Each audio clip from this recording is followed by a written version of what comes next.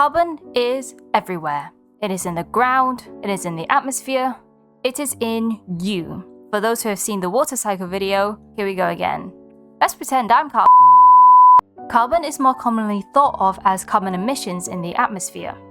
It could be in the form of carbon dioxide or hydrocarbons. At this day and age, it is where the flow of carbon usually ends up. Carbon is also found in us, in living organisms. It is in the food we consume. It is what keeps us alive. It is quite literally in our bones. Carbon can be released back into the atmosphere in a few ways. Respiration, that is, breathing it out. Excretion, that is, pooing it out. And decomposition, that is the breaking down or the rotting of dead organisms. On a similar vein, plants and flora also contain carbon. It is where we get our carbon from in the food chain. Plants go through photosynthesis, which turns carbon dioxide in the atmosphere into oxygen, storing the carbon as sugar. Carbon can be released in a few ways.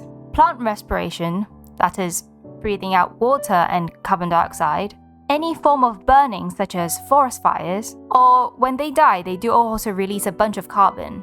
Oceans are massive carbon sinks. Carbon dioxide dissolved into the water decreases its pH, causing ocean acidification. Ocean organisms like seaweed and phytoplankton photosynthesize and act as carbon storage, sucking carbon into the bottom. Similar to plants on land, oceanic plants also respire and releases carbon back into the atmosphere. In the death of all living organisms, a good amount of carbon gets stored in the soil or sediments, which, over time, becomes fossil fuels. The carbon stored in the ground won't get released until an external force happens, like, extracting said fossil fuels and burning them. Historically, the only way for large quantities of carbon to be released from the ground to the atmosphere was through volcano eruptions. Now, it might just be the burning of fossil fuels that takes that crown.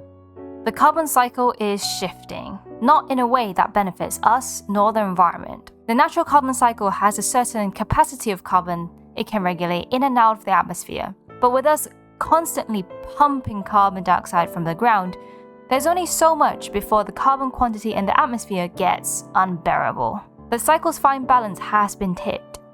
But what can we do? Maybe, looking back at the carbon cycle, do we then fully recognize the potential of these carbon bodies? And perhaps, instead of pointing fingers or consuming more brain rot, we can work alongside the carbon cycle in guiding carbon dioxide away from the atmosphere. Or not. My brain is rotted like yours. I don't know what I'm doing anymore. Employment sucks.